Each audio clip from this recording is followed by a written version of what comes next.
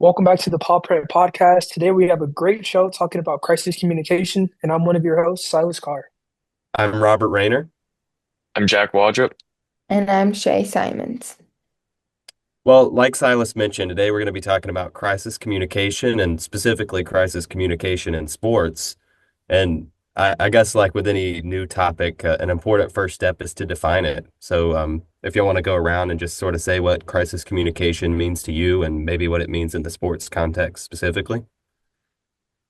So to me, it's kind of like the process of like sending out information, disseminating information in regards to specifically um like a crisis would be like something that's like bad PR or something like that, and it's how you disseminate information to your like stakeholders as well as um to just anyone interested in the topic and the general public.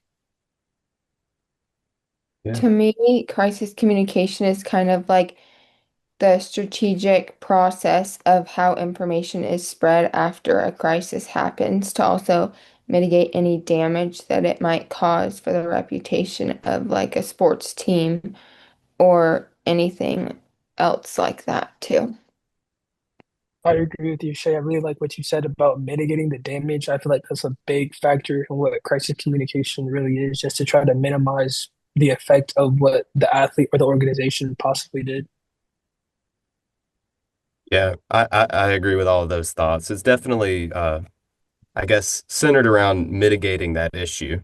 I would say that the first step is really what is a crisis? In order to talk about crisis communication, which I think is really a strategy for how you solve a crisis, the first step would be defining what a crisis is. I know one of the sources we looked at in class specifically said that a crisis is anything that could disrupt or affect the entire organization or has the potential to do so. And I think the word itself kind of implies that that would be a negative thing. But yeah, so that a crisis is something that could disrupt the organization. Crisis communication is what we're going to do to try to fix it after a disruption has occurred. Does that sound like it kind of sums it up to you guys? Yeah, Mhm. sure. Yeah. Do you guys have any examples of like your favorite kind of like crises or like whatever in the sports world? I know there's a bunch. Trying to think of a recent one. Yeah. Well, I guess first, Jack, I think it's interesting you say favorite kind of crisis. I think that's maybe Yeah. a little bit ironic because Yeah. a crisis typically a bad thing. I guess unless maybe a crisis for the Gamecocks or something like that. That might be my favorite kind of crisis. But I think an interesting one though is whenever something happens in a player or a coach's personal life, like someone associated with someone associated with the organization, but something that isn't explicitly related to what the organization does. So not an on-field issue or something like that, but um, with like NFL players or something like that, like a lot of times you hear about like domestic violence and things like that, which are obviously a big problem. But I think it's interesting how that affects the organization as a whole and how that strategy, I guess, kind of plays out when we're trying to fix something from the perspective of an organization that's really an individual's problem. So, One that comes to my mind is the Tiger Woods scandal about his involving infidelity, and it led to so much of his like reputation being damaged, losing his sponsorships, and I feel like that whole thing just like blew up everywhere. yeah. The Tiger Woods is definitely a big one.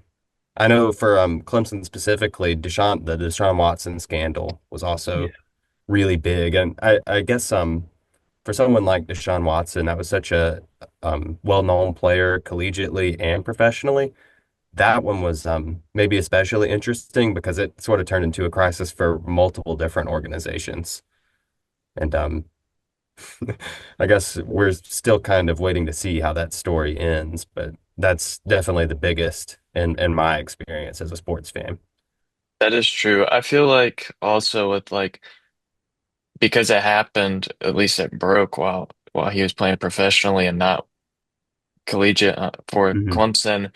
Um, Clemson didn't have to take a big stance about it, like a big public stance. They didn't take as much of a hit, but you could see a little bit, maybe more subtly, some mitigation, such as like at the games they always do the like Tigers in the NFL montage that they Hmm. show off. And previously to that, it was like him and Trevor were front and center, and then it kind of switched to like they might include some reference of him, like on the big like montage would be like, or like on the big edit of all the players, he'd be like the smallest one, and you see him go from the front to like down low, and that's just kind of a more subtle. I think it showcases the I guess the different layers and of uh how you can approach mitigation. Yeah. Yeah, that's definitely really interesting. And I guess just to circle back to the definition of crisis communication, the goal of crisis communication is to protect the organization. And from Clemson's perspective, I kind of agree with him already being a professional athlete. Like it makes sense for them to not want to send out any statements or anything like that, but just kind of start pretending that he wasn't as involved at Clemson as he really was and see if we can just kind of wait for it to blow over. And a lot of times I think that's maybe your best possible option with crisis communication. Less.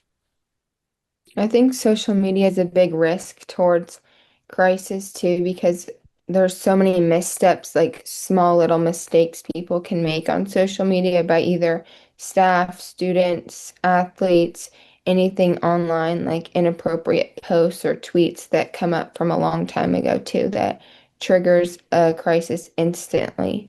And then other people have to come in and try to fix that crisis too. Yeah, and this kind of goes hand in hand with our last podcast too, in some ways, where um, just with like the media and everything, and how we talked about in a way, everyone has an access to being part of the media because on social media, and like y'all are Mhm. saying, I completely agree. Like everyone has their own opinion, everyone's entitled to their own opinion, and everyone's gonna kind of act on their own opinion in a different way. Someone might be completely upset about like I remember, for example, last year with Clemson, whenever I think it was after the hurricane hit, and they were holding the App State game, and and it wasn't even Clemson's decision whether or not to cancel, it was the ACC's, and the ACC told them to have it keep going on. Yet, you saw a lot of people online on social media targeting Clemson specifically on that, and it kind of goes back on whether that's fair or not. But everyone's going to engage in what they think is right in a different way. Some people might have it silently. Some people might say it to their friends in a text message, and some people might publicly call out these organizations. I think social media can also be good for crisis, though, also because something can happen and a sports team like Clemson could let out their own opinion on what happened and they can further explain so that things don't turn more into rumors and then other rumors happen. I think it can help to kind of set the story straight in some ways. Yeah. Yeah, I think social media can definitely have a positive and a negative impact on crisis communication, but without question, it makes it happen an awful lot faster. 'Cause in the old days, I say the old days, but really just a few decades ago, pre-social media, whenever a crisis would occur that affected a sports organization, news traveled very slowly, and they had a lot more of an opportunity to get out in front of it. In the modern day, whenever a scandal of some kind happens with social media, you can't get out in front of it in the same way. Like news spreads very quickly, so you have to just try to use that social media positively, like you were saying, Shay, in response to that, because you can't slow it down. Yeah, but the speed could also maybe help organizations sometimes too, where news cycles are so fast Mhm. now that if they effectively engage in crisis communication, they could, that news cycle can go in and out within a week or less now. Yeah. I feel like also sports teams can use their social media to like if a crisis happens, they can use footage from like practice or behind the scenes videos or like coach and athlete interactions and like their messages, and they can release that to help their reputation and rebuild their credibility with everyone that's probably like has a hatred against a sports team. Then it can kind of help them to get over it and realize that it's not that bad, whatever's happening. Parasocial relationships and fan expectations in crisis, I feel like can either go really good or really bad. I feel like the fans want immediacy when something happens. Fans want to hear immediately what's happening, and they want to know what the relationships with the athletes. And I feel like sometimes after a crisis, sports teams don't know what to do, so it takes them a while to kind of release whatever's happening. So I feel like it could be a negative thing or a positive thing. Yeah, I Yeah. think, I mean, uh, a crisis can definitely affect a parasocial relationship in a lot of ways. I mean, it affects how, depending on what your parasocial relationship is, I think it can affect how you respond to the crisis. If you have a really strong relationship with like if it's the crisis is with an athlete and you have a strong parasocial relationship with them, you may try to justify the crisis in your own mind, like without hearing any kind of response. You might try to, like, well, he's a good dude. He would never do that, or something like that. But then also on the flip side of that, it can make it a lot worse, where you feel betrayed and it's like a breach of trust. Yeah.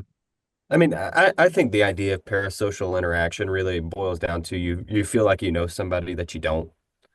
And whenever you feel like you know somebody, like a Clemson football player, Dabo Sweeney or whatever, and then we run into a crisis, it really makes you question it in a similar way to if someone you knew like personally had found themselves in a similar scandal. And it can definitely really rock your world a little bit. And I would say in a sense the importance of crisis communication is increased because of how much parasocial relationships there are in the modern day. Yeah, and an image is also very tailored. The thing that you're having a parasocial relationship with is intentionally presented to you in a certain way, and it may not necessarily be reflective of their true personality. And so, whenever a crisis happens, that uh, intentioned image is replaced with whether it's a true crisis, a valid crisis or not, is replaced with something that that organization doesn't intend, and can really just challenge your parasocial views. Hmm. You guys think there's a difference between parasocial relationships for the overall organization or just an athlete? Like, do you think there's a difference between the two? I would say yes. I would. Like in terms of an organization, I'll just summarize with Clemson football. I would say the average fan feels like they have a different relationship with Cade Klubnik parasocially than they do with, for instance, Dabo Sweeney. And because there's a difference there, depending on which individual participant with the Clemson organization and your relationship with them, I think by default, there's a difference. It also kind of depends on what kind of fan you are. Like, you can be a fan of a team because a certain player went there. Like, for example, you see a lot of Clemson fans that wear Jacksonville Jaguars merch. Probably not because they grew up a Jaguars fan, but because Trevor and ETN went there. Mm-hmm. Um, and so those people are fans of that organization because of the athletes.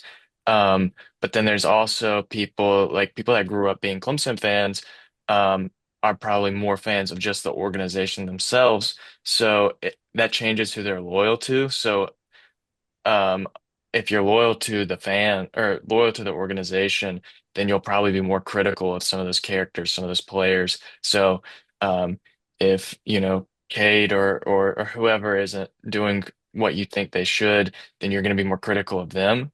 But if you're more of a fan of the player, you're going to be more critical of the organization, be like, well, the organization isn't giving him the tools that he needs to succeed.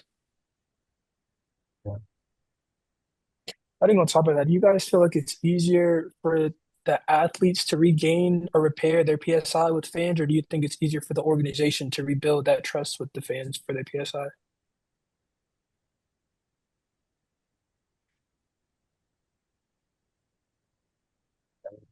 I mean, that's a tough one. I think it really depends on what exactly the crisis was in a lot of ways. But in general, I'm going to say it's easier for the organization because, um, the organization is comprised of a lot of players. Whenever one individual does something wrong, it affects 100% of that individual and only a small percentage of the organization. So I think recovery must be easier for a larger entity. An That's organization is also like faceless in some ways, um, versus the actual person. So like you can replace like kind of like Robert saying you can replace a bunch of people and then that organization has maybe a different is made up of different people and has a different message versus you can't really if it's on a person we can't like you can replace that person but if you can't replace yourself to like fix your so it's true. dependent on what the crisis may be, but I think that organization might have more avenues for mitigation. Mm-hmm. Or so. So this kind of goes off of that, but what are some tools that are available for crisis communication? Uh, I think the most important tool available is the apology statement.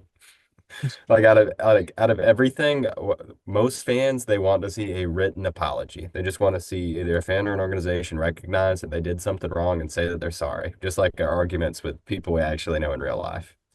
So I think that that's the biggest and most significant strategy, in my opinion. I definitely agree with that. I think that's really like they just fans want to see that you're sorry for what you did, whatever it may have been, just so they know that you're sincere in some facts because you know what you did was wrong. But I Hmm. also think prevention is maybe a pretty decent strategy, like just making sure that your player doesn't have anything bad on social media, making sure they're staying out the way, making sure they're not doing anything crazy to get themselves into trouble.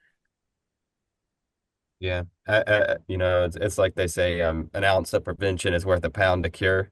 If you can avoid these incidents altogether, your crisis communication gets pretty easy. Think So, we might need to wrap it up here, guys. We'll see you guys in the interview section.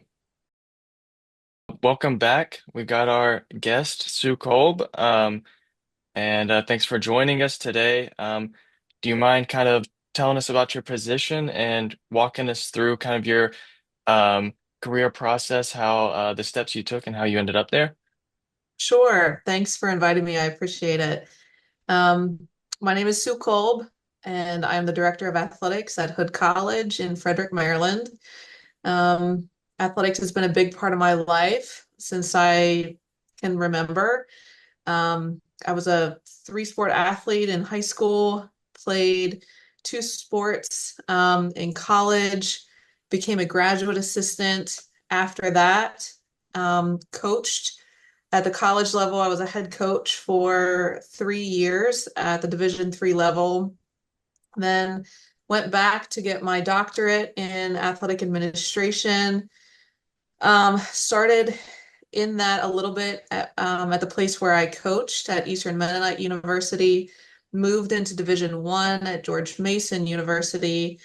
Then slid down to the south of the great state of South Carolina and worked at USC Upstate for 4 years, where I did primarily academic advising.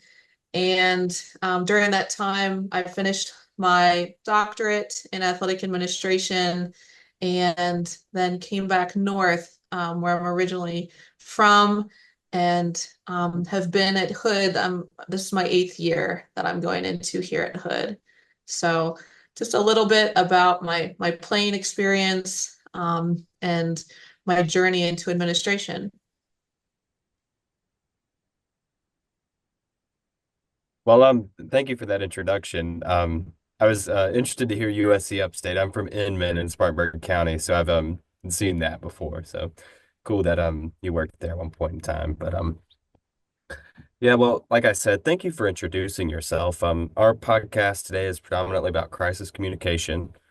So, I guess could you elaborate a little bit about what your role in crisis communication looks like as an athletic director?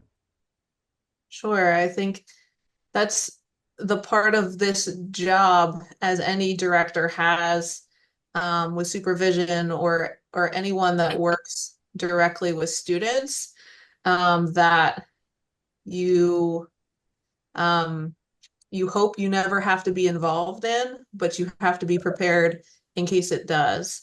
And unfortunately, um, I think the first time that I was ever involved in this type of communication, I had just left my GA position to take over the program at Eastern Mennonite when I got a phone call that one of our when I was a graduate assistant, I was at Bluffton University and I was a GA for both the men and the women's soccer programs. And I got a call from our head coach um, about a week after I got to EMU saying that one of our men's soccer players at Bluffton had been killed in a car accident. And, you get one of those calls and your heart stops, you panic. And so at that time, I was only 23 years old. I was a really young head coach. Um, and I've learned a lot since then. That was over 15 years ago. Um, and my role there was more of a supporter to the team than really an administrator at that time. Um, in my role now as an athletic director, again, it's the part of the job that you probably hate the most of just fearing of ever getting a phone call saying that there's a crisis on hand. But unfortunately, I've been a part of that here at Hood. In 2023, I was also the interim dean of students. And during that time, since then, we've had suicide, we've had car accidents, we've had um, deaths, and we go over our steps as a department frequently. Um, it's really important that you know these steps and that you train your staff for these steps so that there are no missteps. Because unfortunately, when you're in the crisis, your brain doesn't really think the way you want it to in that moment. But that's why we review and review and review. So I'm part of the bigger crisis team for the college. I report to the president, and I know my role whenever I am made aware of a crisis, either if I'm there in person or if I get a phone call. And so my first responsibility is to make sure that the president knows. From there, it's all very situational, depending on what it is. Obviously, you have to make sure if you're there that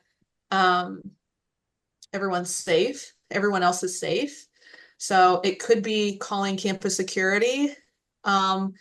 If the scene is safe and if you're physically there, and you make sure that the president knows, crisis management is very important because the worst thing that could happen is, you know, as you know, the world of social media that we live in, if information is getting out that isn't true, it's just going to make the situation much worse.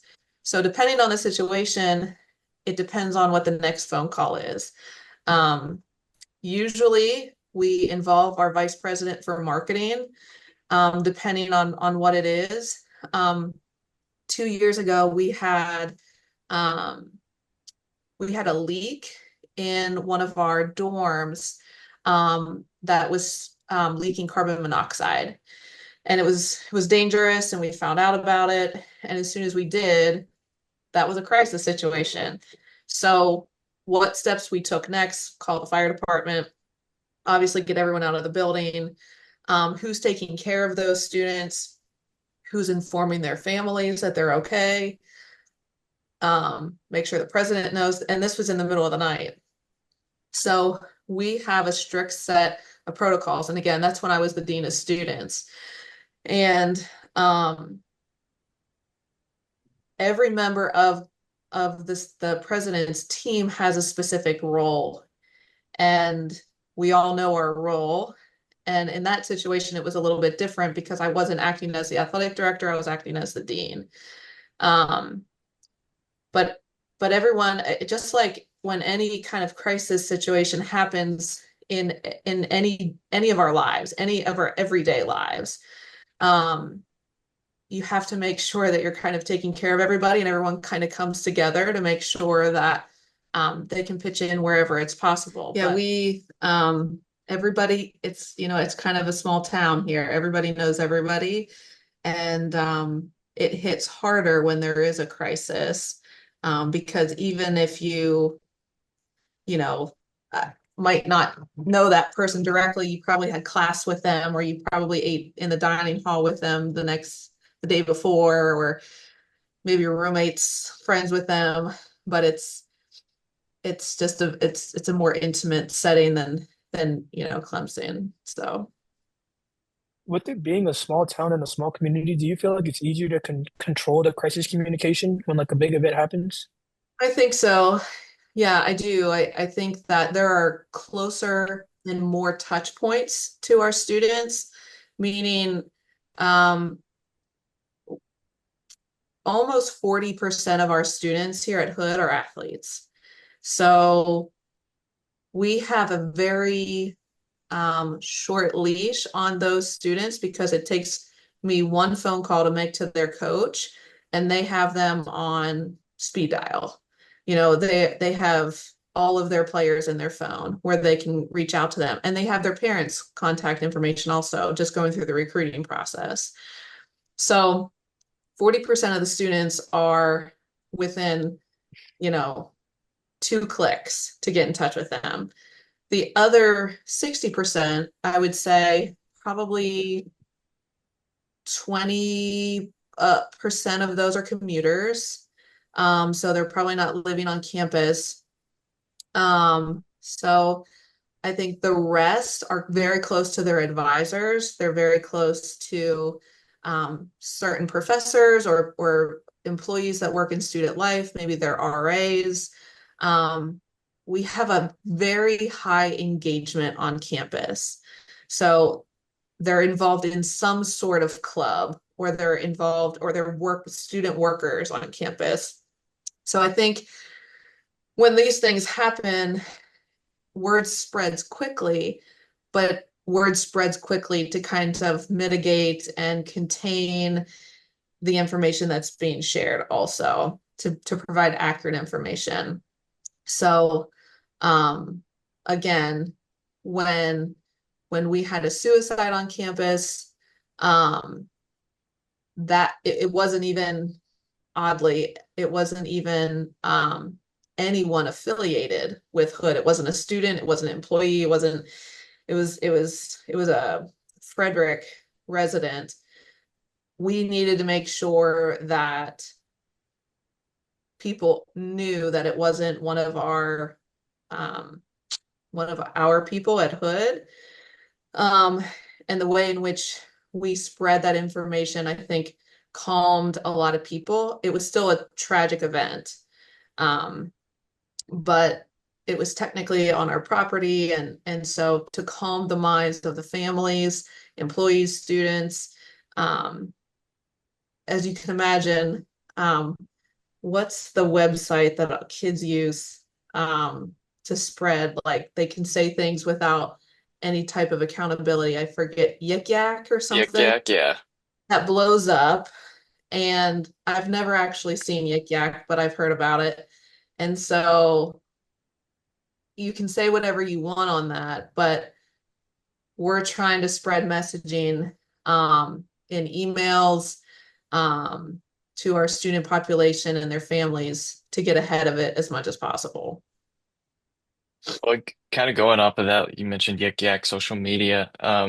That's kind of a big running theme in this class is how social media is kind of changing things. Um, is there any Like, I mean, how other is there any other ways you've seen social media affect how you've gone about messaging, or has there even been crises that have been brought on by social media? I feel like there's a lot of, you know, there's a lot of responsibility for like what like athletes post now because athletes have brands, especially I mean, especially here, um, athletes have brands, and so like there's a degree of control there. Have you ever seen anything like that? We have a social media policy that all athletes have to sign. Um, and yes, we have had issues on social media. Again, I don't have TikTok.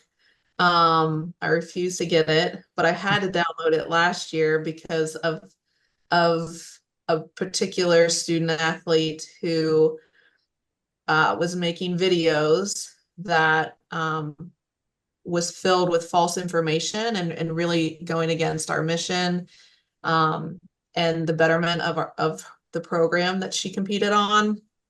And um, I understand free speech and I believe in free speech, um, but you can't spread lies. And so our policy really kind of goes into detail on what you can and cannot say or do. You have a right to say whatever you want to say, but there's also a consequence if you choose to say false false things. Um, and that was the first time that we really had to look deep in our student athlete handbook to make sure that our policy was updated.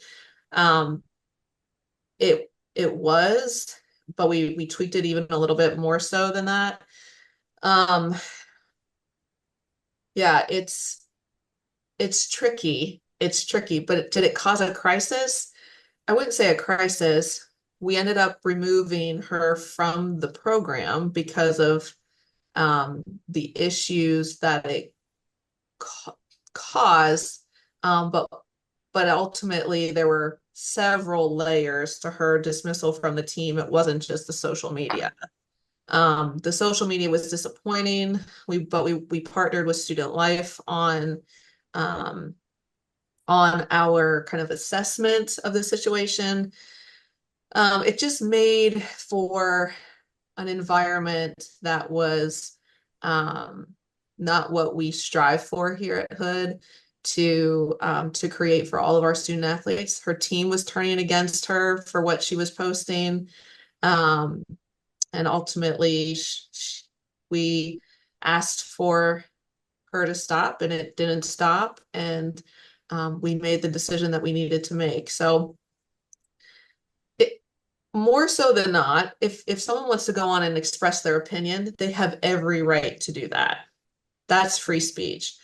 What you can't do is go on and say lies, and that creates problems. That creates big problems, especially in terms of NCAA compliance. So that's where we were able to step in. But again, do we have athletes that post things like, if they're going to a party or if they've done something? I don't get involved in that very much. The coaches handle that. If it gets to my level, then the law is usually involved in some way if someone gets a DUI or something like that. But that fortunately hasn't happened very much. But it has. Last year was the first time where social media, um, TikTok got involved in.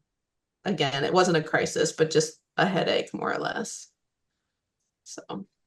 How does your department decide whether to address certain rumors publicly or kind of keep them private? Or do you think since you guys are a small school, kind of word gets around and people hear stuff anyways? That's a good question. I have a senior staff of associate ADs, and we meet once a week. And if it's not pressing, if it's not something that needs immediate attention, we'll talk about it every Monday. If it is something that is more immediate, my associate AD and I will probably handle it, just the two of us. let's see. Right now, um, I have a situation that happened over the weekend, where there was a party on campus, and there's two athletes that hosted, and then there were several that attended. All were under 21. Um, and we're trying to get to the bottom of it. My favorite thing to do is put everybody in a room, and then the lies seem to stop. Then I get to the bottom of it, and then we get the truth because they're not going to lie in front of the people that were there. I actually had to do that once, I think my first or second year in the job, and a player called her mom because she wanted her to vouch for her for being at home instead of at a party. Well, things weren't adding up. I put everybody in a room together after this conversation had happened, including the girl who had called her mom. And all the girls in the room said that that girl was at the party. And so she was in the room with everybody else. She's like, yeah, you caught me. I was there. And I said, so you called your mom and your mom lied for you? She's like, yeah, it's not the first time. So, it's things in this job. I could write a book. But in regards to how do you address rumors, um, I try to play detective as much as possible. You wear so many hats in this role, that if I can get to the bottom of it, or if I can partner with student life and the dean of students, and um, we can kind of tackle it from both of our positions, then I go with that before I freak out. Because again, I've done that in the past where I've jumped in too quickly and made assumptions, or I've made it a bigger deal than what it needed to be, where I should have taken a little bit more time to gather all the facts and the data and put together the case instead of um, rush to find the solution. And so I've learned to be a little bit more patient around that. Again, unless it's suicidal ideation, unless it's anything with mental health or the safety of a student. If it's just, um, again, not crisis worthy, then I've learned to become a little more patient. Um, you kind of talked about a little bit about um, like you try to stay prepared. It's always you never want to deal with the crisis, but you always have to be prepared. What does that process kind of look like? Do you have, I know you mentioned like your team of like you have your senior staff. Is that something that you know you have someone kind of prepare for you and y'all do training? Is that something you spearhead yourself? How did that kind of work? Yeah, so in our staff manual, we have it's almost we literally have the crisis management step by step process. So if a coach finds out in the middle of the night something's happened, they know they have to call me first. I 90% of the time I leave my phone on all night long for this exact reason. Um, if for any reason I can't be reached, they know who they have to go to next, so on and so forth. Um, we go over this, we review this at the beginning of the year in August, and then again in January when we have two of our big workshop trainings. I meet with the staff formally once every month, but we formally go over our crisis management policy twice a year. Um, so those are our two um, big, just kind of reminder moments. But they have it printed out in their staff manual that they can always refer to it. It's also on our website online. We have like a username and password protected part of our website that they have access to that if they ever, again, once you're in the crisis, your brain goes blank sometimes. So they can go on there and they can see like, who do I need to call first? And typically,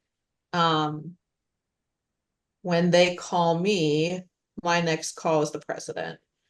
So it's very much she needs to be aware of what's going on. When I was at Bluffton University, you guys, I don't even know if you were born yet, but we had a bus accident, and it made national news where seven people were killed. Our baseball team was traveling from Bluffton, Ohio to Florida on a charter bus, and the driver mistakenly thought that he was getting on an on-ramp, but he was tired, he couldn't see, didn't know where he was, and he drove over a bridge. And so he and his wife were killed, as well as 5 players. And that happened in the middle of the night. Unfortunately, a lot of things happen in the middle of the night. They don't happen during the day. So when that call comes in, you have to be prepared.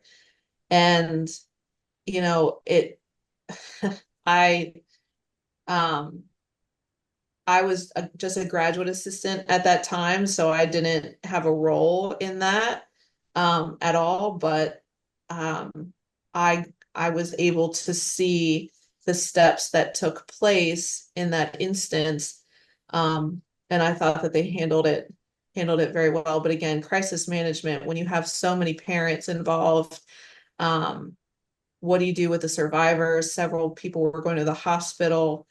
How do you get the survivors back to campus? I mean, there was just so many logistical steps involved.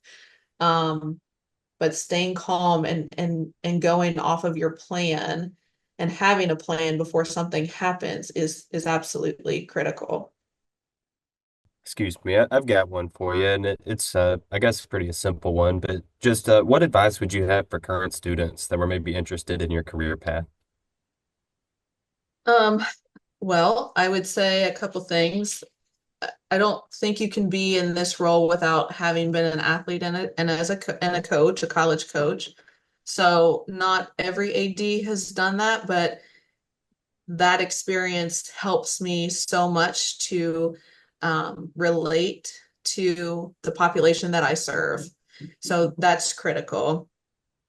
I can't underestimate the work ethic that it takes to be in this role. It's not 9 to 5. Tonight I'm here till probably 9:30. We have a field hockey game, and then we have a volleyball game. And then it's most weekends as well. So just understanding that and knowing your work-life balance is going to be a little wacky. But understanding that. I would say that I was probably one of the youngest people to become an athletic director. I was only 30 at the time. Sounds really silly. But in addition to all the stereotypical things, right? Get your degrees, work hard, interview well, know your strengths, build off of that. Those are all very typical things. It is a lot about who you know. But learn to play golf, I would say, is one of the things that has helped me so much. I think that for especially women, sometimes this career path can be questioned because especially at the Division I level, I think because stereotypically more men get into this field. But when I step out on the golf course and I can drive a ball 200 yards and we're playing in a golf tournament and, I'm with like 3 big dudes and they use my ball off the driving range, then I get a little bit more respect. And those conversations over 18 holes in 5 hours allows me to build conversation and a reputation that those conversations have really served me well. It sounds silly, but I taught a class a couple years ago that's based off of the book called Lean In by Sheryl Sandberg. And she was the CEO of Yahoo before she became the #2 under Mark Zuckerberg at Facebook. And just all about how do you get ahead as a woman. And I learned so much from that book that I try to take from her of just how you lean in at the boardroom table to make sure that you're not holding yourself back from those conversations, that when you have an opinion or you have something to say it.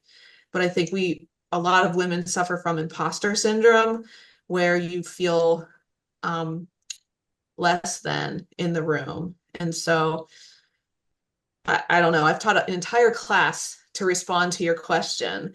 But for right now, I would say all the stereotypical things: work hard, know your strengths, but the special key ingredient is learn to play golf. Thank you for that advice. Sure. Perfect. Well, thank you so much, Sue. It was great to talk to you. We really, really appreciate you joining us for this. This is our second episode. We're doing two more, which is very exciting. So yeah, thank you so much. You're Yeah, welcome. Thank thank you. you. You're Yeah. welcome. Nice to meet you and good to see Nice you, to meet you Jack. too. Good to see you too. Bye. Bye. All right, thanks everyone for watching episode 2 of the Paw Print Podcast. We'll see you for the next one.